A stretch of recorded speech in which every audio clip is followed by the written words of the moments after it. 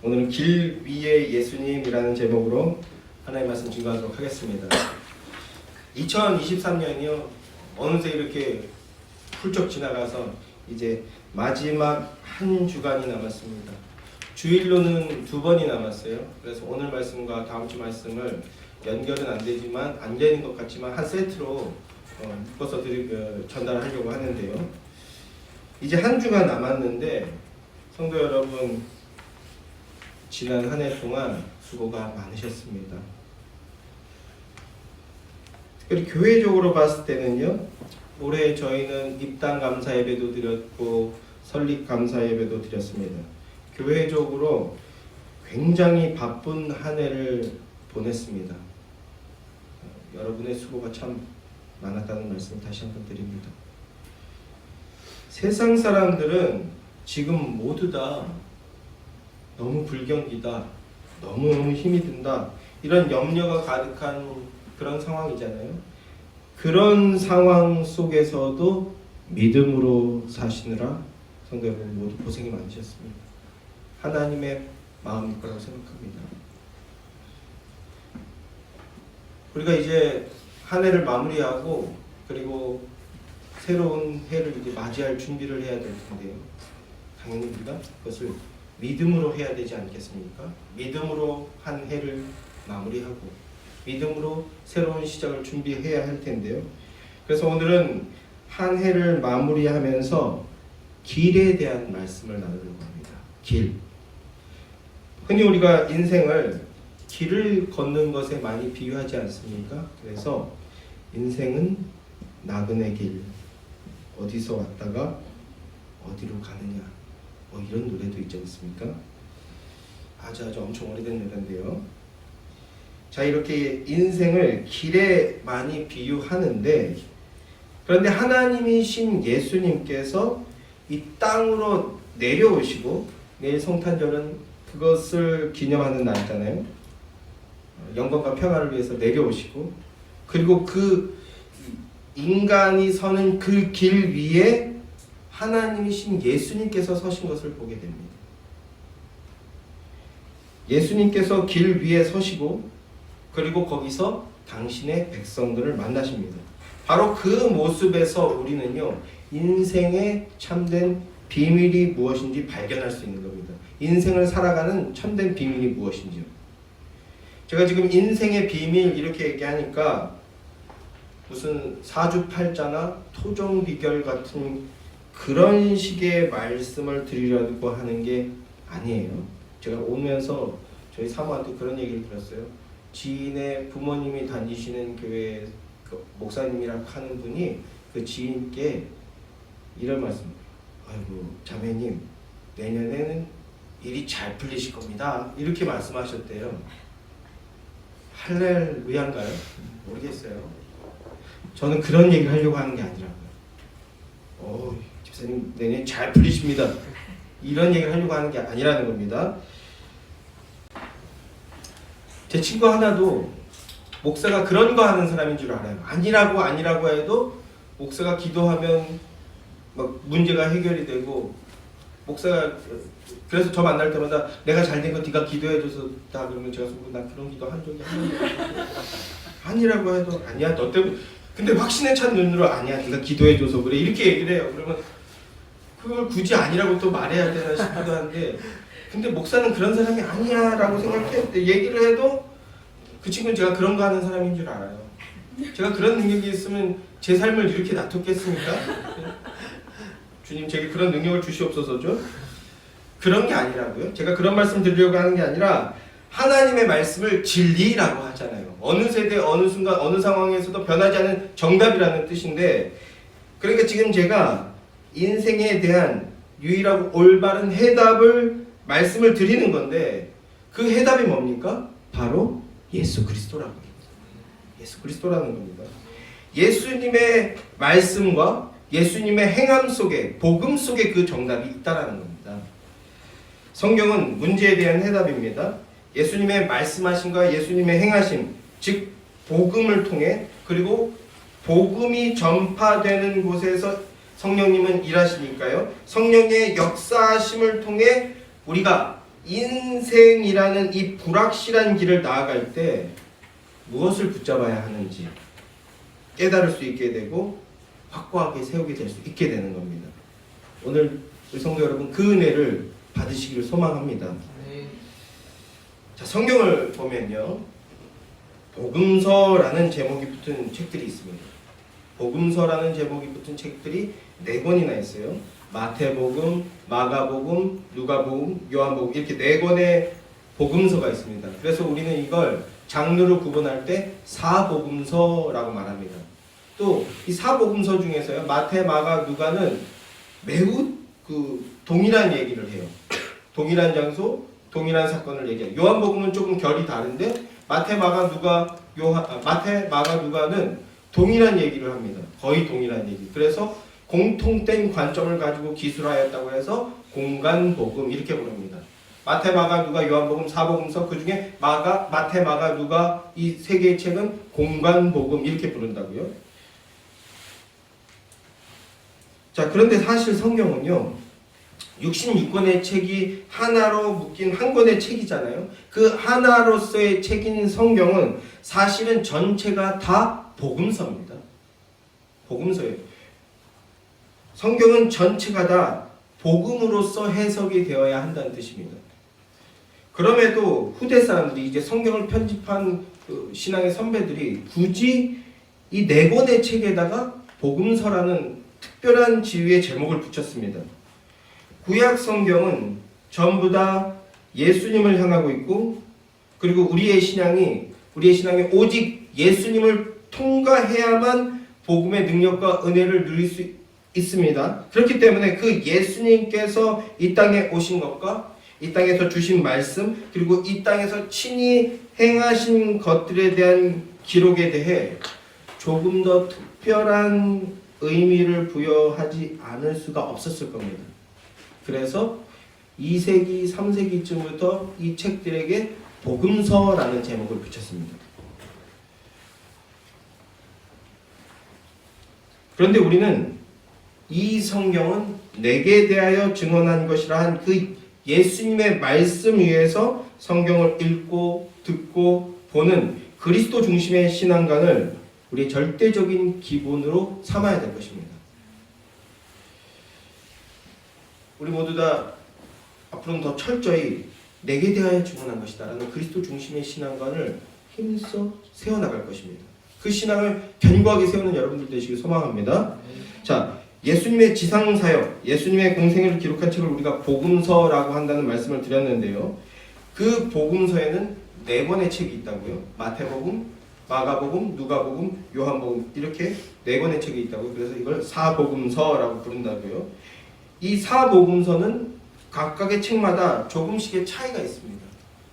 그건 기자의 기록한 사람의 은사에 맞춰서 그 동일한 사건을 조금 더 자기가 가진 은사를 부각하면서 기록하게 함으로써 사진이나 영상이 없던 시절에도 풍성하게 예수 그리스도에 대한 사건과 의미와 말씀들 이런 것들을 풍성하게 기록하게 하신 은혜가 있었던 것인데, 자, 말인즉슨 저마다의 특징이 있다라는 거예요.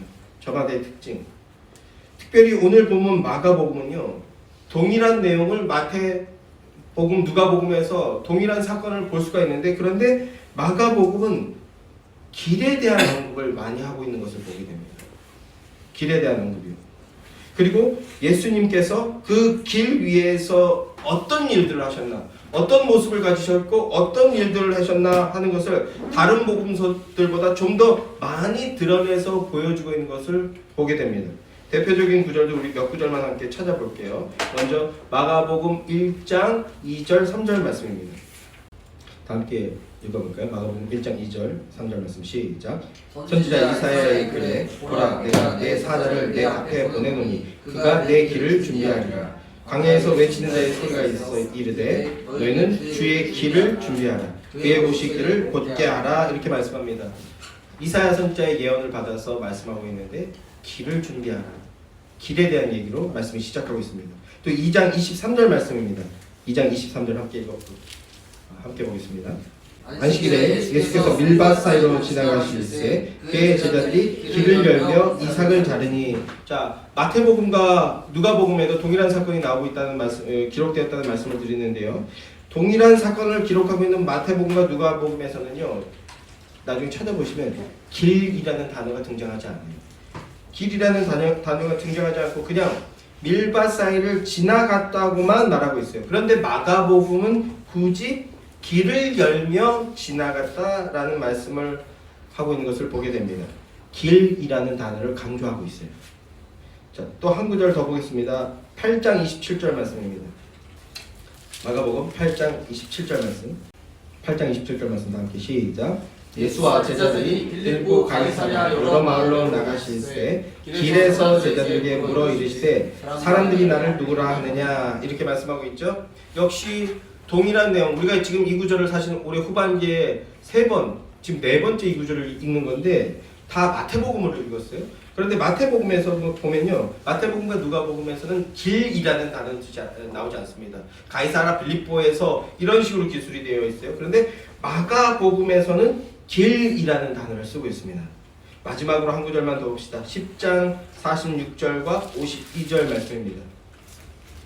마가복음 10장 42절 52절 말씀입니다. 46절 52절 말씀 다 함께 시작. 그리고 다시요, 죄송해요. 시작. 그들이 여리고에 이르렀으니 예수께서 제자들과 허다한 무리와 함께 여리고에서 나가실 때에 디메오의 아들 맹인 거지 바디메오가 길가에 앉았다가 라고 하고 있죠. 길가에 앉았다가. 52절도요. 시작. 예수께서 이르시되 가라, 내 믿음이 너를 구원하였느라 하시니 그가 보게 되어 예수를 길에서 따르니라, 이렇게 얘기했습니다. 길에 대해서 말씀하고 있어요. 예수님께서 길 위에서 당신의 백성들을 만나시고 그리고 길 위에서 그들의 문제를 고쳐주심으로써 어떻게 됩니까? 올바른 길로 예수를 따르니라 하는, 길에서 예수를 따르니라 이렇게 말하고 있잖아요. 올바른 길로 가게 하시는 겁니다. 이게 예수님의 사역입니다. 예수님의 사역을 좀 더 드라마틱하게 마가복음이 드러내고 있는 거죠. 이처럼 마가복음 속 예수님은요, 길 위에 서신 예수님입니다. 길 위에 계신 예수님. 복음서 내내 주님은 길을 걸어서 어디론가 향하십니다. 어디론가 가세요. 그리고 거기서 뭐 하십니까? 병자들을 만나고 약자들을 만납니다. 죄인들을 만나십니다. 그리고 그들의 문제를 고쳐주시고 당신의 자녀, 당신의 백성으로 삼으십니다. 당신의 백성들에게 무엇 하십니까? 새 생명을 주시고 올바른 길로 나아가게 하시는 겁니다. 그게 예수님의 사역입니다. 마가복음에서 주님은 예수님께서 길을 걸어 어디론가 이동하시는데, 근데 마가복음의 전체 구조를 보면요, 그 이동 경로가 갈릴리에서부터 예루살렘입니다. 갈릴리에서 출발하셔서 때로는 다른 곳도 잠깐 빠지시고 반대로 먼 길도 잠깐 갔다 오시고 하시지만 갈릴리에서 출발해서 예루살렘에 도착하시는 겁니다. 예루살렘에서 무엇 하십니까? 십자가 지시잖아요. 그 길로 가시는 건데, 예루살렘을 떠나서 예루살렘에 도착하게 될 때까지 길에서 벌어지는 다양한 사건들을 보여주는 것이 마가복음의 큰 구조, 전체 구조라고 할 수 있어요. 그래서 약간 로드무비 같은 성격을 띠고 있는 거죠. 그런데 이 구조를 조금 더 정밀하게 보게 되면요, 첫 출발지가 어디입니까? 첫 출발지는 길이 없는 광야에서부터 시작됩니다. 광야에서. 길이 없는 광야에서부터 출발해서요, 어디에서 끝이 납니까? 길의 끝, 막다른 골목, 인생의 끝인 무덤에서 끝이 납니다. 십자가를 성취하시고요, 무덤으로 들어가십니다. 그러니까 예수님이 걸어가신 길은, 마가복음 기자 마가는 이사야 선지자의 예언, 주의 길을 예비하라는 이 예언을 빌려와서 예수님이 가신 길은 주의 길, 하나님의 마음과 뜻과 계획이 담긴 하나님의 창조 경륜의 회복을 보여주는 장치로서 쓰고 있는 겁니다. 자, 예수님이 가신 길은 길이 없는 광야에서부터 출발하여서 인생의 끝, 막다른 골목이라고 할 수 있는 무덤으로 끝이 난다라는 말씀을 드렸습니다. 예수님의 걸음, 예수님의 행동, 예수님의 사역은 그 자체가 복음입니다. 복음. 그 말은요, 복음을 믿는 자, 예수님을 믿고 따르는 자, 즉 하나님 나라 백성들이 가게 될 길이 바로 그 길이라는 뜻입니다. 주의 길. 이 주의 길은 세상 사람들은 어리석다 하는 길이죠. 세상 사람들은 주의 길을 가는 우리를 보면서 무모하다, 어리석다 이렇게 여깁니다. 그러나 실상은요, 하나님이 없는 인생들은 스스로의 능력을 힘삼아가는 그 길이 실크로드인 줄 알고 갑니다. 그리고 그 길의 끝에는 낙원이 있을 거라 사실 막연하지 않습니까? 아무런 근거가 없어요. 그럼에도 자신들이 가는 그 길은 낙원이 기다리고 있을 거다 이렇게 생각하면서 나아가는 게 예수 없는 인생, 세상 사람들의 길이라는 겁니다. 그러나 그 끝에 낙원이 있을 것처럼 힘있게 어깨에 어깨 힘주면서 당당하게 걸어 나가지만, 그러나 그렇게 막연한 기대를 가지고 가던 그 길이 그 길의 끝에쯤 다다르면 어떤 현상이 벌어집니까? 알게 되는 거죠. 알게 되는 겁니다. 그 언저리쯤에만 가도 여기가 막다른 길이었구나 라는 걸 알고 두려워하면서 끝이 나는 걸 보게 됩니다. 영원한 지옥이 기다리고 있다는 걸 본능적으로 알게 되는 거죠. 예수 없는 인생들의 끝. 예수님이 가신 길은 광야에서부터 시작해서 길의 끝, 무덤으로 끝이 나게 된다는 말씀을 드렸는데요. 예수님의 출발지인 이 광야에 대해서 먼저 잠깐 말씀을 나누고 그리고 계속해서 말씀을 이어가고자 합니다. 성도 여러분, 광야가 어떤 곳입니까? 광야는 어떤 곳입니까? 앞서도 말씀드렸듯이 길이 없는 곳입니다. 길이 없는 곳이요. 스스로의 힘으로 헤쳐나가기 어려운 곳입니다. 그리고 또 광야는 어떤 곳입니까? 광야는 사막입니다. 생명이 스스로의 힘만으로는 살아갈 수가 없는 곳입니다. 여러분, 땅이 사막화되어지는 이유가 뭔지 혹시 아십니까? 그 원인, 바람 때문입니다. 바람. 폭염과 함께 광야에서부터 불어닥치는 건조한 바람이 모든 식물과 그리고 땅마저도 말라 비틀어지게 만드는 겁니다. 생명을 빼앗아 가버리는 거예요. 그래서 사막화되어 버리는 거죠. 그런 사막에서 생명을 보존할 수 있는 방법이 뭡니까? 사막에서 살아남을 수 있는 방법? 물입니다. 비가 내려야 된다는 뜻입니다. 비가 내려야 돼요. 그래서요, 비가 필요하니까 이교도들은 뭘 합니까? 기우제를 드리죠. 기우제를 드립니다. 하늘을 향해서 비를 내려달라고 아우성을 칩니다. 또 유대교인들은요, 동물을 잡으며 회개 기도를 할 것입니다. 회개의 제사를 드릴 것입니다. 그러면 우리 그리스도인들은요, 교회는 무엇합니까? 그리스도 안에 있는 소망을 믿음으로 붙들며 성령의 인도하심을 간구하겠죠. 인내하며 간구하는 것이죠. 자, 때때로 우리의 인생이 그리고 우리의 심령이요, 마치 광야와 같이 사막화되었다 그렇게 여겨질 때가 있죠.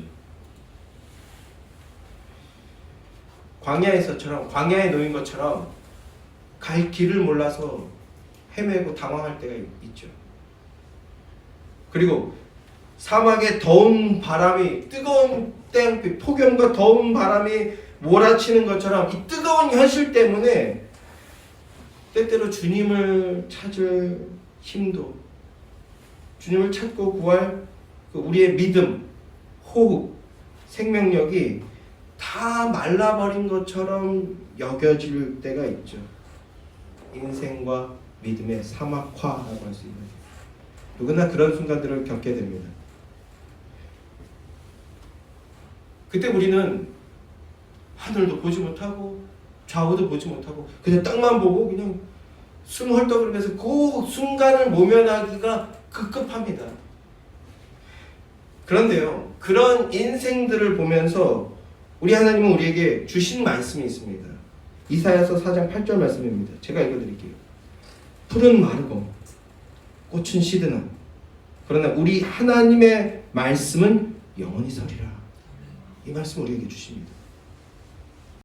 하나님의 말씀, 하나님의 약속은 절대 변하지 않는다는 거예요. 그러면 그 하나님의 말씀, 그 하나님의 약속이 무엇이었습니까? 바로 예수 그리스도 보내주신다는 것입니다. 예수 그리스도입니다.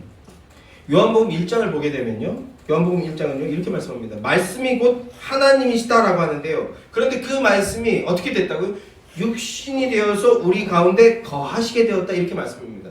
우리 가운데 거하셨다라는 말은요, 원어로 거하셨다는 이 말은 원어로 스케노라는 단어인데 이 말을 직역하면요 장막을 치셨다라는 뜻입니다.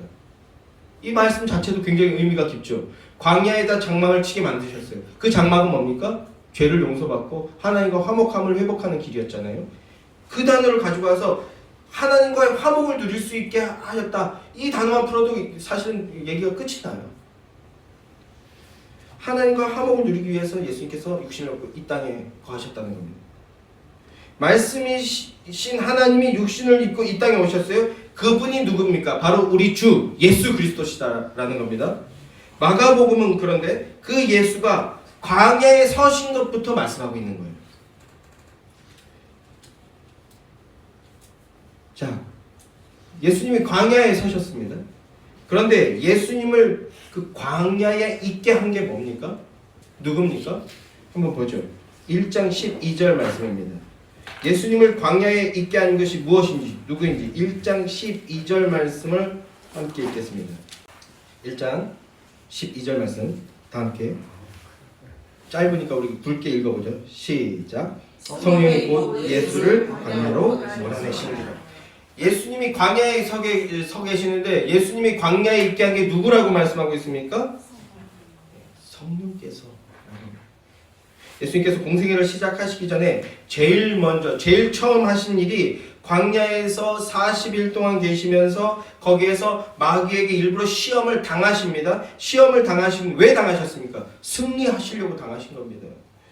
승리하시는 것으로서 공생애를 시작하고 있다. 이것을 우리가 이미 잘 알고 있습니다. 예수님은 광야에 승리하려고 가신 겁니다. 그 승리를 우리에게 주시려는 거예요. 그런데 그 광야로 이끄신 게 누구라고 말씀하고 있습니까? 성령님이시래요. 성령님이 몰아내셨다 이렇게 말씀하고 있습니다. 성령님은요, 성경을 보게 되면 때때로 성령님을 묘사하는데 바람으로서 묘사되기도 합니다. 아예 성령으로 우리가 번역하는 단어가 그 루아흐, 푸뉴마, 히브리어로는 루아흐고 헬라어로는 푸뉴마인데 이 두 단어 다 바람으로 번역되기도 합니다. 사도행전 2장 2절 3절 말씀을 보면요, 호련히 하늘로부터 급하고 강한 바람 같은 소리가 있어 그들이 앉은 온 집에 가득하며 마치 불의 혀처럼 갈라지는 것들이 그들에게 보여 각 사람 위에 하나씩 임하더니 이렇게 말씀하고 있죠. 오순절 마가의 다락방에 성령 강림 사건인데 급하고 강한 바람 같은 그 성령이 임하셨다 이렇게 표현하고 있습니다. 성령님이 임재하실 때의 상황을 묘사하고 있는데 바람으로서 바람같이라고 표현하고 있는 것을 보게 됩니다. 마가복음 1장 12절에서도요 성령께서 예수님을 광야로 가게 하셨다는데 몰아내셨다 이런 표현을 쓰고 있어요. 마치 바람에게 떠밀려 가신 것 같은 뉘앙스를 주고 있습니다.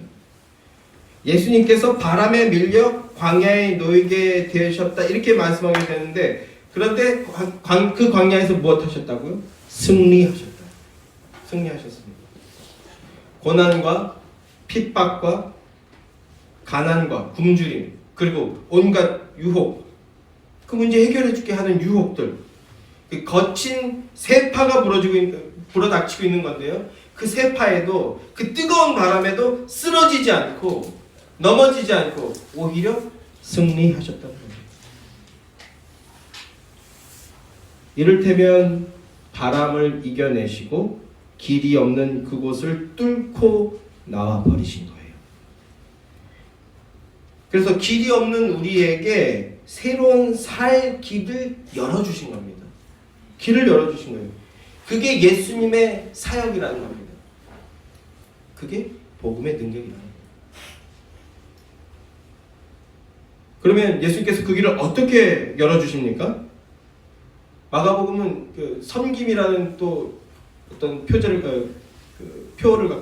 핵심 단어를 가지고 있는 키워드를 가지고 있는데 길, 그 다음에 섬김. 마가복음에서는 예수님에 대해서 어떤 섬김을 얘기합니까? 대속제물이 되어서 섬기셨다 이렇게 말씀합니다.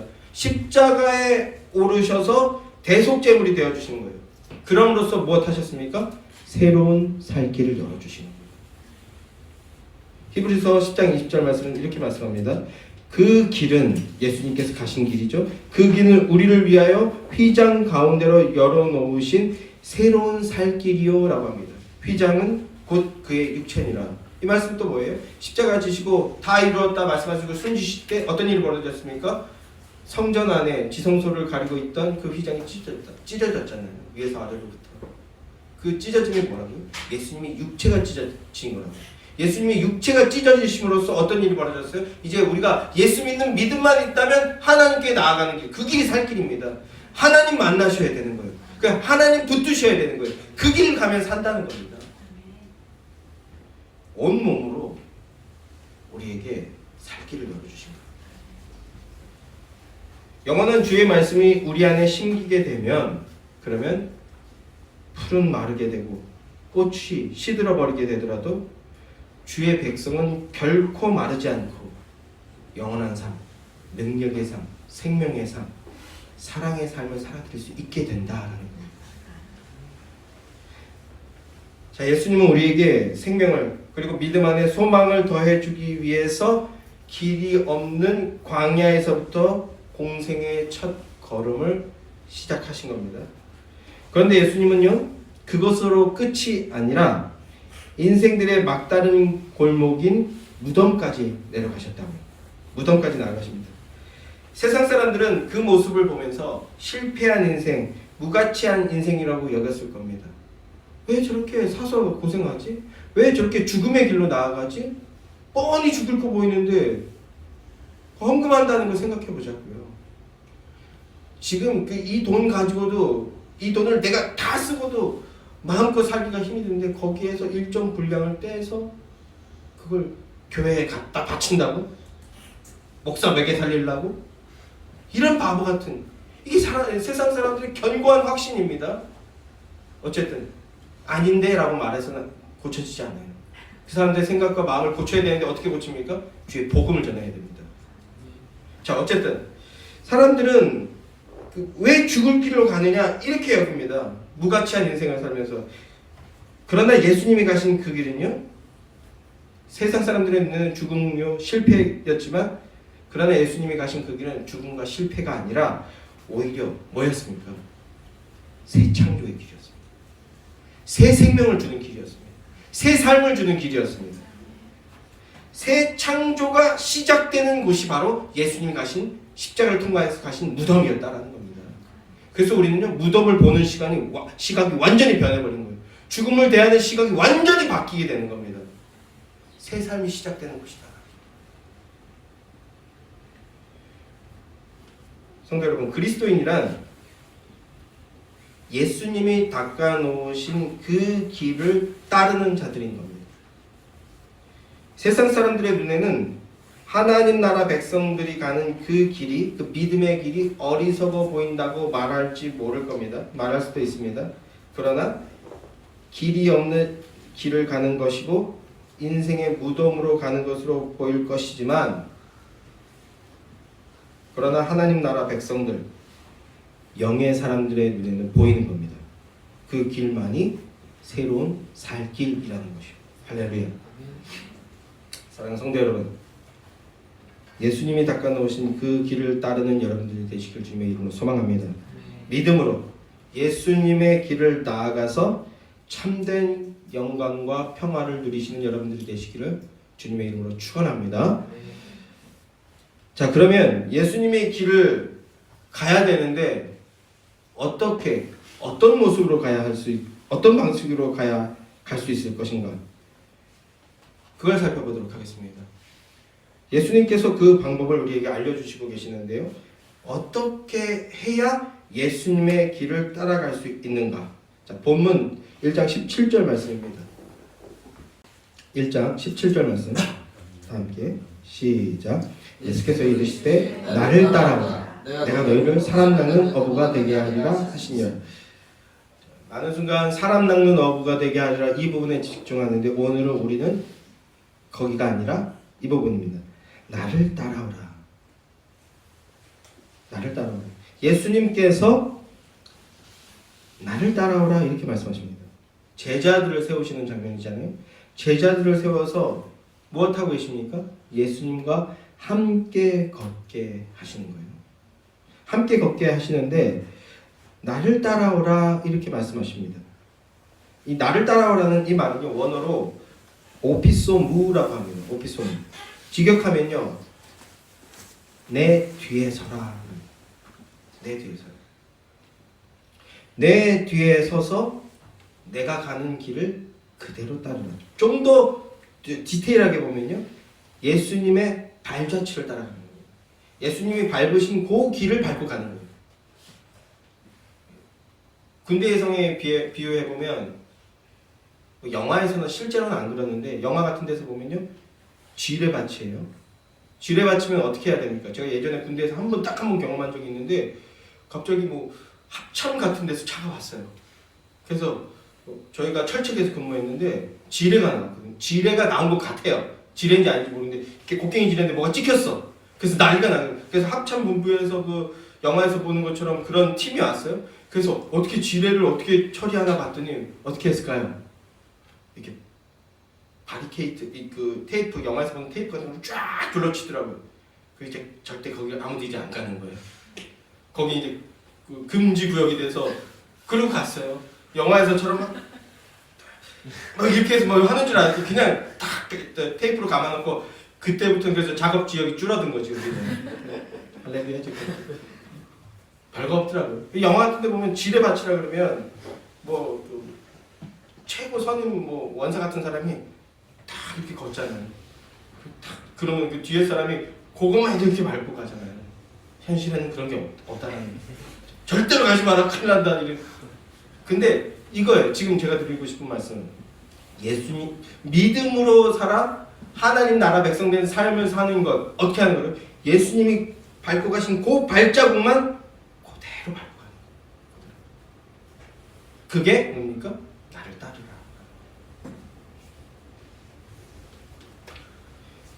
길을 알려주고 길을 보고 네가 잘 생각해서 가봐 이렇게 하는 것이 아니라 예수님께서 먼저 앞서 가신 그 길을 예수님을 보고 그대로 따라가라는 겁니다.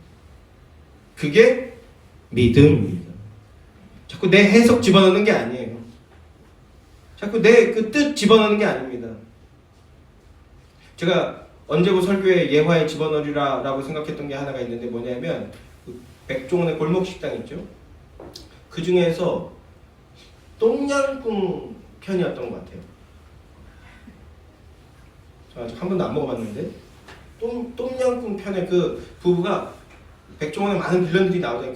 그 프로그램 많은 빌런들이 나오잖아요. 근데 그 부부는 열심히 굉장히 근면하고 성실하고 앞에 뭐 다른 거 하다가 실패해서 이제 전 재산 부어서 똠양꿍 집을 하는데 열심히 하고 부지런히 하고 엄청 연구하고 엄청 노력하는 그런 부부였어요. 그런데 최종적으로 실패했어요. 왜 실패했을까요? 백종원 그분이 와서 딱 알려주는 거예요. 어떻게 정량 체크하고 그 다음에 소스를 어떻게 풀고 어떻게 알아. 딱 알려. 이미 그 전에 경험이 있기 때문에 잘 알아듣더라고요. 그래서 가르쳐준 대로 열심히 했어요. 근데 다음번에 왔더니 백종원이 딱 먹더니 어때요? 막 이러면서 그 표정 있잖아요. 이 두 가지인데 이렇게 하면 맛있대. 또 하나는요. 이렇게 한참 고민하더니 여기서 뭐 집어넣었어요? 이러는 거예요. 뭘 더 넣었어. 그래서 그렇게 하지 말라. 이게 또 완곡하게 처음부터 화내지 않아요. 완곡하게 그 직접적으로 이렇게 표현하지 않지만 내가 가르쳐주는 요렇게 하면 요런 맛이 난다. 그걸 완곡하게 몸으로 보여주고 하는 거예요. 그래서 아 그렇군요. 또 열심히 배웠어. 성실하게 했어요. 그 다시 또 먹어보더니 여기다 또 뭐 집어넣었어요? 그렇게 3번 하고 결국은 여긴 안 하겠다. 왜요? 자꾸 자기 생각을 집어넣는 거예요. 백종원은 딱 요렇게 하면 요 맛이 나니까 요렇게 해서 팔아말았는데 거기에다 자꾸 뭘 더 집어넣는 거예요. 자기가 경험이 있다고.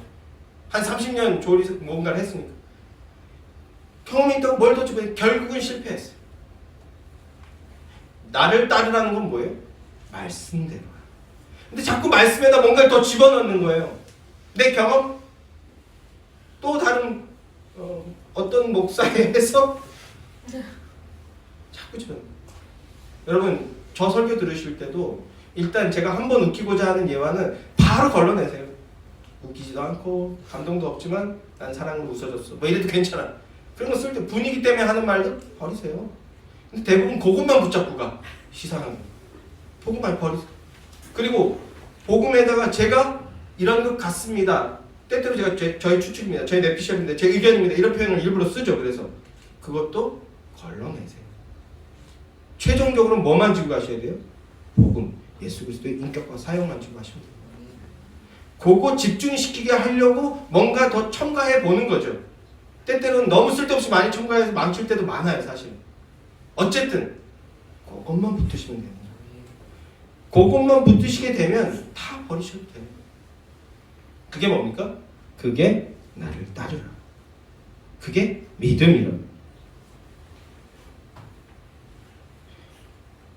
그래서 1장 18절 말씀을 보게 되면 제자들이 어떻게 반응합니까? 그들이 그물을 버려두고 따르니라 라고 합니다. 오피소무예요.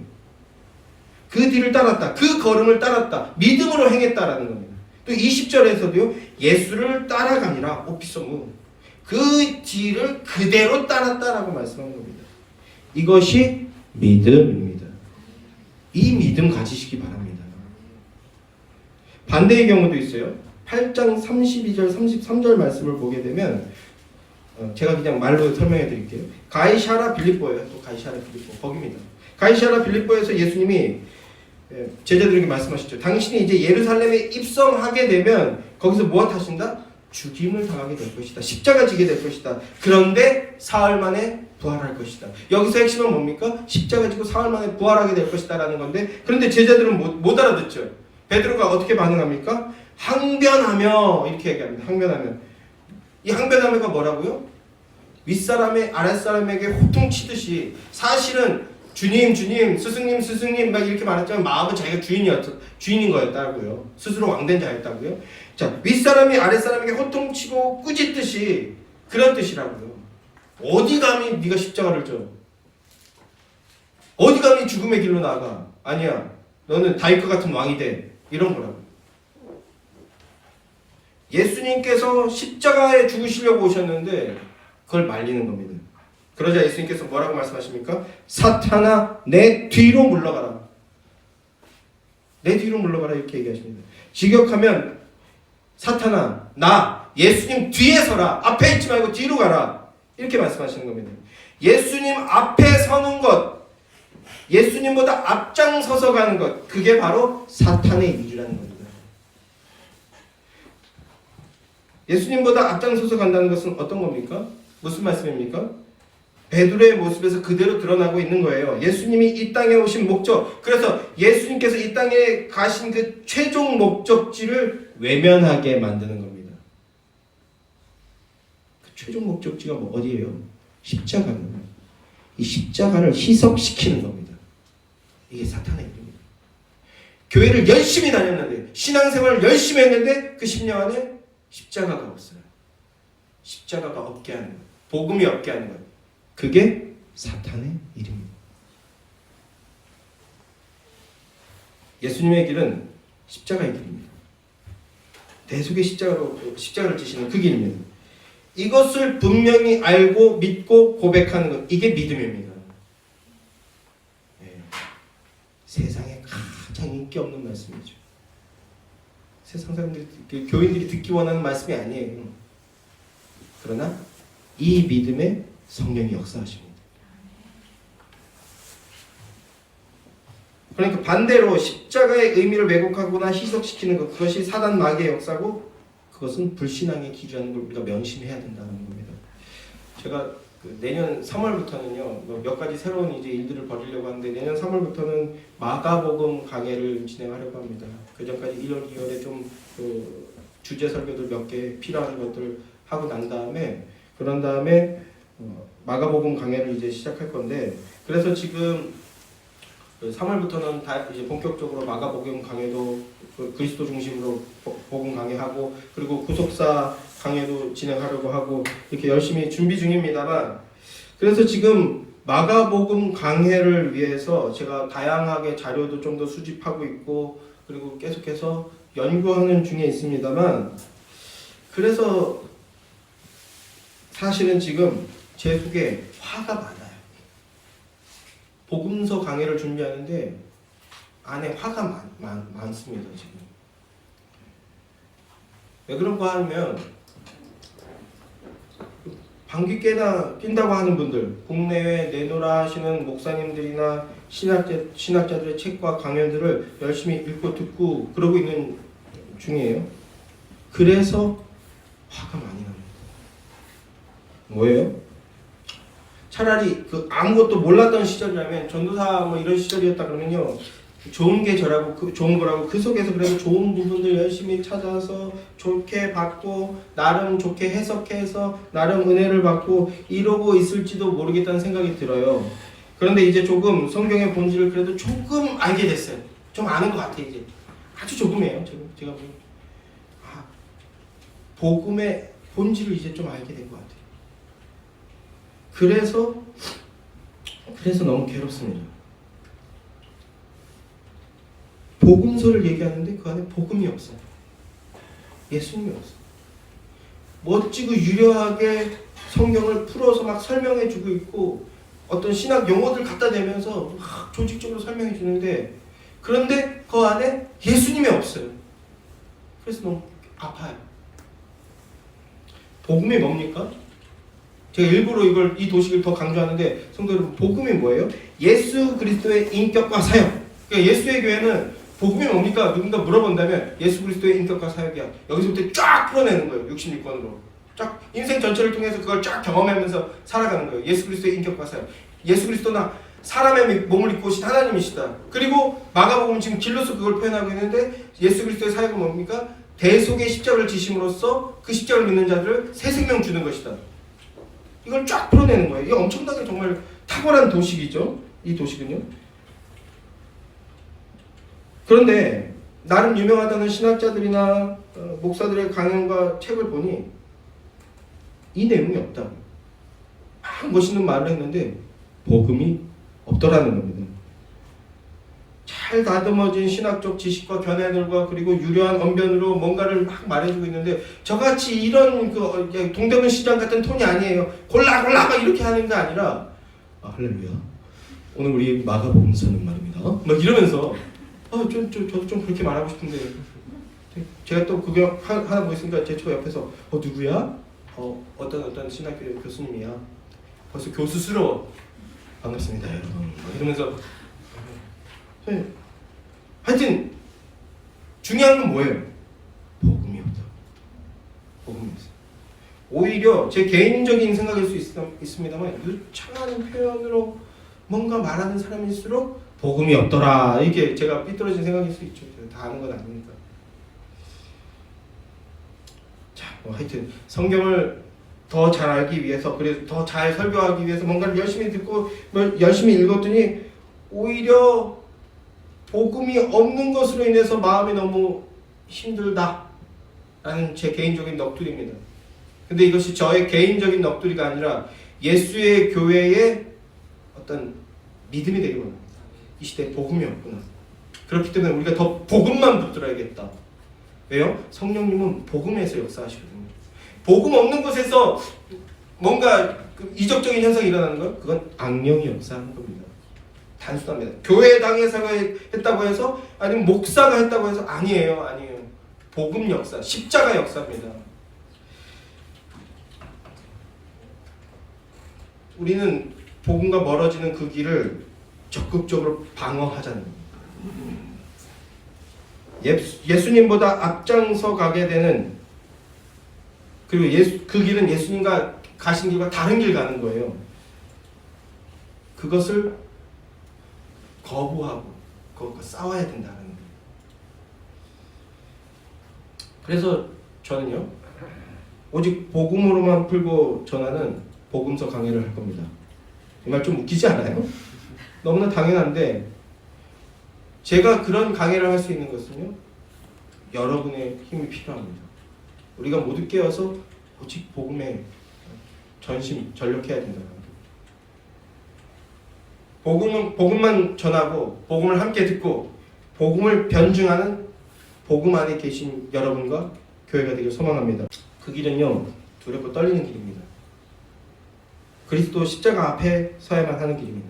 그 길만이 살 길입니다. 그 길만이 주님이 마련하신 광야를 뚫고 나아갈 수 있는 길입니다. 그리스도의 뒤를 따르고 그리스도가 가신 십자가의 길을 가는 것이 올바른 길이고 생명의 길입니다. 사랑하는 성도 여러분, 오늘 말씀을 다시 한번 기억하시기 바랍니다. 오늘 말씀은 마음으로 좀 묵상하실 필요가 있는 말씀이에요. 말인즉슨 유튜브로 한 2번, 3번 보십시오. 자, 이건 그냥 한 소리고, 나를 따르라 이 말씀을 오늘 하루 마음속에서 묵상하시기 바랍니다. 믿음으로 예수님 뒤에 서십시오. 그리고 예수님이 가신 길을 따라가십시오.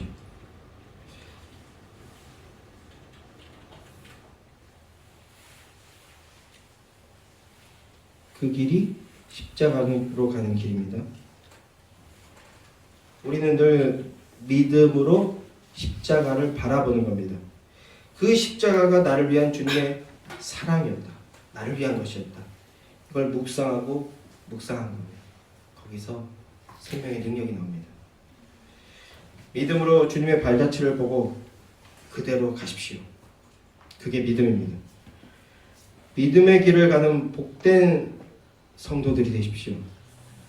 그때 우리는 넘치는 생명력 속에서 예수의 영광을 드러내며 참 평화의 삶, 참 행복의 삶을 살아가게 될 것입니다. 할렐루야.